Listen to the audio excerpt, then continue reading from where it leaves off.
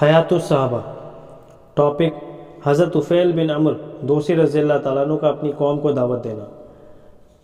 मोहम्मद बिन इसहाक़ कहते हैं कि हुज़ूर सल्लल्लाहु अलैहि वसल्लम अपनी कौम की तरफ से सख्त रवैया देखने के बावजूद उनकी भलाई की पूरी कोशिश करते रहे थे। दुनिया व आखिरत की जिस मुसीबत में वे गिरफ़्तार थे उससे निजात पाने की उनको दावत देते। जब अल्लाह ताला ने कुरैश से हुज़ूर सल्लल्लाहु अलैहि वसल्लम की पूरी हिफाजत फरमा दी तो उन्होंने ये रवैया इख्तियार किया कि लोगों को और बाहर से आने वाले अरबों को डराकर हुज़ूर सल्लल्लाहु अलैहि वसल्लम से मिलने से रोके। हज़रत तुफ़ैल बिन अम्र दोसी रज़ी अल्लाह अन्हु बयान करते हैं कि वे मक्का गए, हुज़ूर सल्लल्लाहु अलैहि वसल्लम वहाँ ही थे। हज़रत तुफ़ैल बहुत इज़्ज़त करने वाले बड़े शायर, बड़े समझदार थे। कुरैश के चंद आदमी उनके पास आए, उनसे कहा, ए तुफ़ैल, आप हमारे शहर में आए हैं। यह आदमी जो हमारे बीच रहता है इसने हमें बड़ी मुश्किल में डाल दिया है, हमारी जमात में फूट डाल दी है।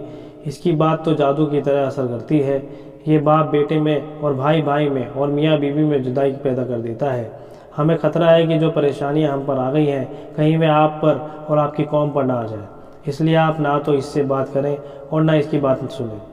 हज़रत तुफ़ैल कहते हैं कि उन्होंने मुझ पर इतना इसरार किया कि इतना पीछे पड़े कि मैंने भी तय कर लिया कि मैं ना तो हुज़ूर सल्लल्लाहु अलैहि वसल्लम से बात सुनूंगा और ना ही उनसे कोई बात करूंगा। यहाँ तक कि सुबह को जब मैं मस्जिद में जाने लगा तो कानों में रुई इस डर से भी डाल ली कि कहीं बिला इरादा आपकी कोई बात मेरे कान में न पड़ जाए। सो मैं मस्जिद में गया तो हुज़ूर सल्लल्लाहु अलैहि वसल्लम काबे के पास खड़े होकर नमाज़ पढ़ रहे थे। मैं आपके खड़े हो गया। ये सारी एहतियात के बावजूद अल्लाह ताला ने मुझे हुज़ूर सल्लल्लाहु अलैहि वसल्लम की कुछ बातें सुना दी। मुझे वे बहुत अच्छी लगी तो मैंने अपने दिल में कहा, मेरी माँ मुझे रोए, मैं एक समझदार और शायर आदमी हूँ, अच्छे और बुरे कलाम की पहचान कर लेता हूँ। इसमें क्या बुराई है कि मैं उनकी बात सुनूं? अच्छी बात हुई तो कबूल कर लूँगा, अगर बुरी हुई तो छोड़ दूँगा। फिर मैं वहाँ इंतज़ार में बैठा रहा, यहाँ तक कि हुज़ूर सल्लल्लाहु अलैहि वसल्लम नमाज से फारिग होकर घर को तशरीफ़ ले गए तो मैं भी आपके पीछे चल पड़ा। यहाँ तक कि जब आप अपने घर में दाखिल हुए तो मैंने आपकी खिदमत में हाजिर होकर कहा, हे मोहम्मद, आपकी कौम ने मुझसे ऐसे कहा और अल्लाह की कसम मुझे आपसे इतना डराते रहे कि मैंने अपने कानों में रुई अच्छी तरह डाल ली ताकि आपकी बात सुन ना सकूं। लेकिन अल्लाह ताला ने मुझे आपकी बात सुना ही दी। मुझे बहुत अच्छा कलाम महसूस हुआ, आप अपनी बात मेरे सामने पेश करें। तो हुज़ूर सल्लल्लाहु अलैहि वसल्लम ने मेरे सामने इस्लाम को पेश किया और मुझे कुरान पढ़ाकर सुनाया। फरमाते हैं कि अल्लाह की कसम मैंने इससे पहले इससे ज़्यादा उम्दा, इससे ज़्यादा इंसाफ वाली बात कहीं नहीं सुनी, इसलिए कलमा शहादत पढ़कर मुसलमान हो गए। मैंने अर्ज़ किया, या नबी सल्लल्लाहु अलैहि वसल्लम, मेरी कौम में मेरी चलती है, मैं उनके पास वापस जाकर उन्हें इस्लाम की दावत दूंगा। आप अल्लाह से मेरे लिए दुआ करें कि अल्लाह ताला मुझे ऐसी कोई निशानी दे जिससे मुझे उन्हें दावत देने में मदद मिले। तो आपने ये दुआ फरमाई, हे अल्लाह, इसको कोई निशानी अता फरमा।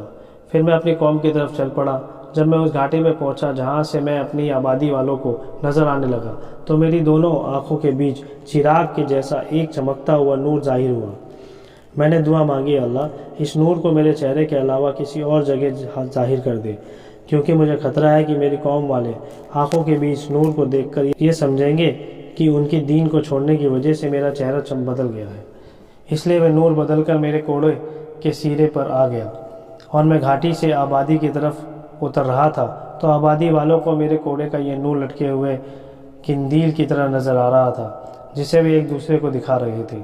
यहाँ तक कि मैं उनके पास पहुँच गया। जब मैं सवारी से उतरा तो मेरे वालिद आए कि बहुत बूढ़े हो चुके थे। मैंने उनसे कहा, ए अब्बाजान, मुझसे दूर रहें, आपका मुझसे कोई ताल्लुक़ नहीं और ना मेरा आपसे। उन्होंने कहा, ए मेरे बेटे, क्यों? मैंने कहा, क्योंकि मैं मुसलमान हो चुका हूँ और मोहम्मद सल्लल्लाहु अलैहि वसल्लम का दीन इख्तियार कर चुका हूँ। मेरे वालिद ने कहा, मेरा दीन भी वही है जो तुम्हारा दीन है। फिर उन्होंने गुस्ल किया, अपने कपड़े पाक किए, फिर मेरे पास आए। मैंने उन पर इस्लाम पेश किया, वे इस्लाम में दाखिल हो गए। फिर मेरी बीवी मेरे पास आई। मैंने उससे कहा, परे हट, मेरा तुमसे कोई ताल्लुक़ नहीं, ना तुम्हारा मुझसे। उन्होंने कहा, क्यों? मेरे माँ बाप पर कुर्बान हूँ। मैंने कहा, इस्लाम की वजह से मेरे और तेरे बीच जुदाई हो गई है, मैं भी मुसलमान हो गई। फिर मैं अपने कबीला दोस्त को इस्लाम की दावत देता रहा लेकिन वे इनकार करते रहे। उन्होंने बहुत देर कर दी। आखिर मैंने हुज़ूर सल्लल्लाहु अलैहि वसल्लम की खिदमत में मक्का हाजिर होकर कहा, या नबी सल्लल्लाहु अलैहि वसल्लम, कबीला दोस्त ने मुझे हरा दिया। मैंने उन्हें बहुत दावत दी लेकिन वे ईमान न लाए। आप उनके लिए बद्दुआ कर दें। अपने बजाय बद्दुआ करने की उनके लिए दुआ फरमाई, हे अल्लाह, दोस्त को हिदायत दे दे اور مجھے فرمایا اپنی قوم میں واپس جاؤ، ان کو دعوت دیتے رہو، لیکن ان کے ساتھ نرمی سے پیش آؤ۔ تو میں واپس آیا، قبیلے دوست میں ٹھہر کر ان کو اسلام کی دعوت دیتا رہا، یہاں تک کہ حضور صلی اللہ علیہ وسلم ہجرت فرما کر مدینہ تشریف لے گئے۔ بدر اور احد کی خندق کے نزوات بھی ہو گئے۔ پھر میں اپنی قوم کے مسلمانوں کو ساتھ لے کر حضور صلی اللہ علیہ وسلم کی خدمت میں آیا۔ اس وقت حضور صلی اللہ علیہ وسلم خیبر گئے ہوئے تھے۔ میں دوست کے 70 یا 80 گھرانوں کو لے کر مدینہ پہنچا۔ حضرت ابن عباس رضی اللہ تعالیٰ عنہ، حضرت طفیل بن عمر رضی اللہ تعالیٰ عنہ کے اسلام لانے اور ان کے والد اور بیوی اور اپنی قوم کو دعوت دینے اور ان کو مکہ آنے کے قصے کو تفصیل سے ذکر کرتے ہیں۔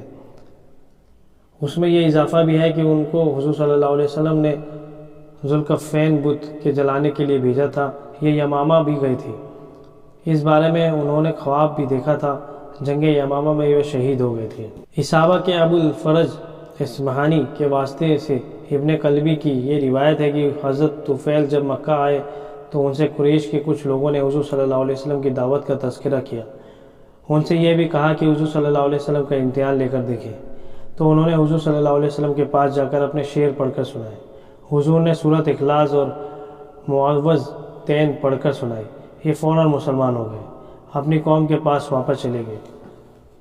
پھر کوڑے میں نور کے ظاہر ہونے کا قصہ بھی ذکر کیا۔ انہوں نے اپنے والدین کو دعوت دی۔ والد تو مسلمان ہو گئے لیکن والدہ نہ ہوئی۔